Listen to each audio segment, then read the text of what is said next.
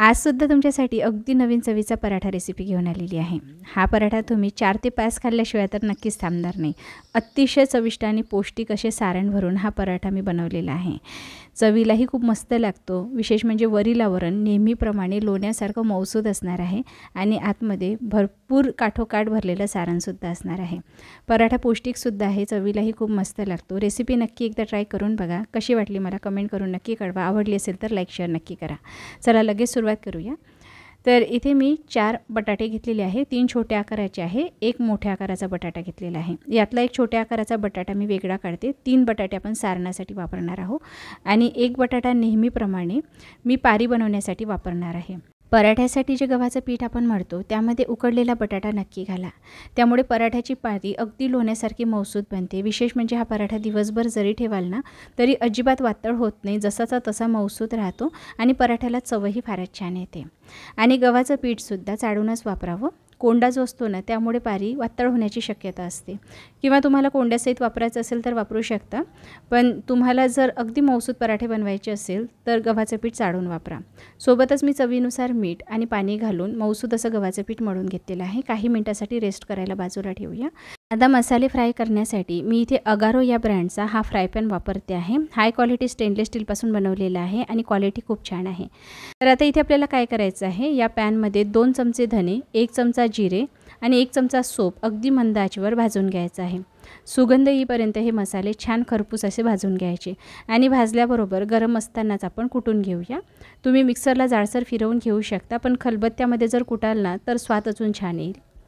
मी इथे खलबत्त्यामध्ये हे कोरडे मसाले असे कुटून घेते आहे आणि हे वेळेवरच भाजायचे आणि वेळेवरच कुटायचे, त्यामुळे पराठ्यामध्ये स्वाद खूप छान येतो।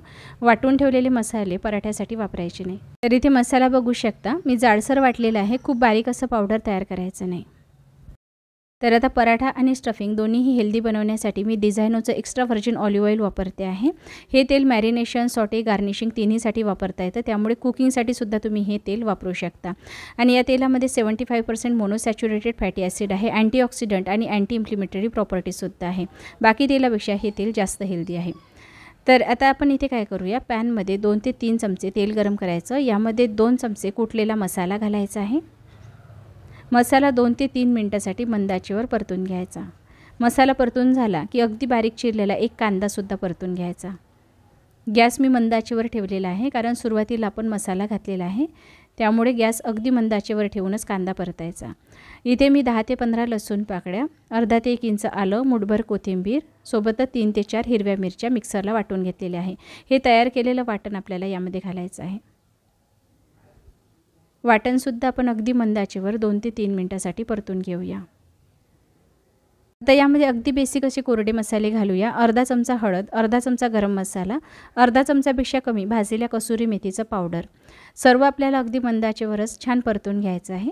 आता यामध्ये 3 उकडलेले जे बटाटे आपण बाजूला काढले होते ते घालायचे आहे। असे मॅश करून घालायचे आणि मॅशरच्या साहाय्यानेच आपल्याला या पद्धतीने छान एकजीव करून घ्यायचे आहे। यामध्ये गुठळी राहणार नाही याची काळजी घ्यायची। आता हे बटाटे बघू शकता तुम्ही छान एकजीव झालेले आहे। यामध्ये आता मी मेथी घालते आहे। मेथी स्वच्छ धुवून बारीक चिरून घ्यायची आणि ही मेथी यामध्ये घालायची आणि बटाट्याबरोबर नीट मिसळून घ्यायची अशा पद्धतीने।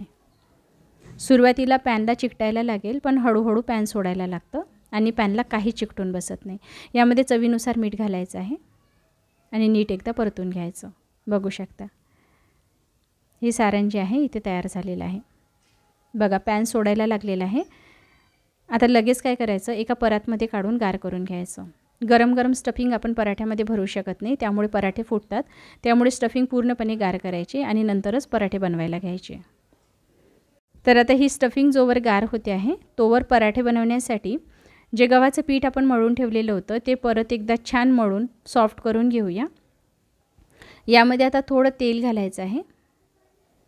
तेल घालून परत एकदा मी छान याला 2 ते 3 मिनिटासाठी मळून घेतलेलं आहे। आता पराठे तुम्हाला जेवढे छोट्या आकाराचे किंवा मोठ्या आकाराचे बनवायचे आहे त्या आकाराचे पेढे बनवून घ्यायचे। मी मध्यम आकाराचेच बनवलेले आहे आणि स्टफिंगसुद्धा पूर्णपणे गार झालेली आहे। तर आता या स्टफिंगचे सुद्धा आपल्याला बॉल्स बनवून घ्यायचे आहे। मी नेहमी पराठा बनवत असताना स्टफिंग थोडी जास्त भरत असते, तर तुम्हाला जर छोट्या आकाराचे पराठे बनवायचे असेल, खूप मोठे बनवायचे नसेल, तर स्टफिंग तुम्ही कमीही भरू शकता। तर इथे तुम्ही बघू शकता जे कणकीचे मी बॉल्स बनवलेले आहे ते छोटे आहे आणि स्टफिंगचे बॉल्स थोडे मोठ्या आकाराचे आहे। तवा मध्यम आचेवर गरम करायला ठेवायचा। एक कणकीचा बॉल घ्यायचा आणि पीठ जे तुम्ही घोळण्यासाठी वापरता ना ते सुद्धा चाळूनच वापरायचं। याची अशी कटोरी बनवून घेऊ शकता किंवा लाटून घेतलं तरीही चालणार आहे। आतमध्ये हा स्टफिंगचा बॉल भरायचा। अशा पद्धतीने जसं आपण पुरण भरतो ना त्या पद्धतीने बंद करायचं। आतमधली स्टफिंग आत दाबायची आणि कणिक जी आहे ती अशी वर ओढत आणायची आणि पूर्णपणे असं बंद करायचं आहे। आता इथे ना मी तुम्हाला एक खूप महत्त्वाची टिप्स सांगणार आहे जी पराठ्याला सुद्धा लागू होते आणि पुरणपोळीला सुद्धा। बरेच वेळा काय होतं, जेव्हा आपण पराठ्यासाठी सारण बनवतो किंवा पुरणपोळीसाठी पुरण बनवतो ते सैलसर झालेलं असतं आणि त्याच्या कंपॅरिझनमध्ये वरची जी पारी असते ना ती थोडी घट्ट मळल्या गेलेली असते। अशा वेळी जेव्हा आपण पराठा किंवा पुरणपोळी लाटतो ना तेव्हा वरची पारी लांबल्या जात नाही आणि सारण फुटून बाहेर येतं। त्याचबरोबर काय होतं, पुरणपोळीचं पुरण किंवा पराठ्याचं जे सारण आहे ते जर खूप जास्त सैलसर असेल तर जी कणिक असते ना ती ओलसर होते, त्यामुळे सुद्धा पराठा फाटतो। आज पराठ्याच्या बाबतीत माझ्याकडून हीच चूक झाली। वरची जी कणिक मी मळलेली होती ना ती नेहमीपेक्षा थोडी सैलसर झालेली होती। याआधीसुद्धा मी पराठ्याच्या रेसिपीज तुम्हाला दाखवलेल्या होत्या, त्यामध्ये मी पराठ्यासाठी जे कणिक मळलेली होती ना ती खूप जास्त सैलसर होती, त्यामुळे पराठा लाटत असताना अजिबात फाटला नाही। पण आज काय झालं, कणिक थोडी घट्ट मळल्या गेली, सारण थोडं ओलसर होतं, त्यामुळे बघू शकता तुम्ही पराठा हलकासा फाटला गेलेला आहे, पण काही हरकत नाही, पूर्णपणे फाटला नव्हता। तुम्ही जर खूप सैलसर अशी कणिक मळाल ना तर हा पराठा अजिबात फाटत नाही। आता दोन्ही बाजूनी छान खरपूस असा पराठा भाजून घ्यायचा। नेहमीच्या पद्धतीने पराठा भाजायचा आहे। तुम्ही तूप, तेल, ऑलिव्ह ऑइलचा वापर करू शकता किंवा बटरचाही वापर केला तरीही चालेल। बघा इथे पराठे तयार झालेले आहे। वरून मी असं बटर लावते, बटर लावून पराठा चवीला खूप छान लागतो।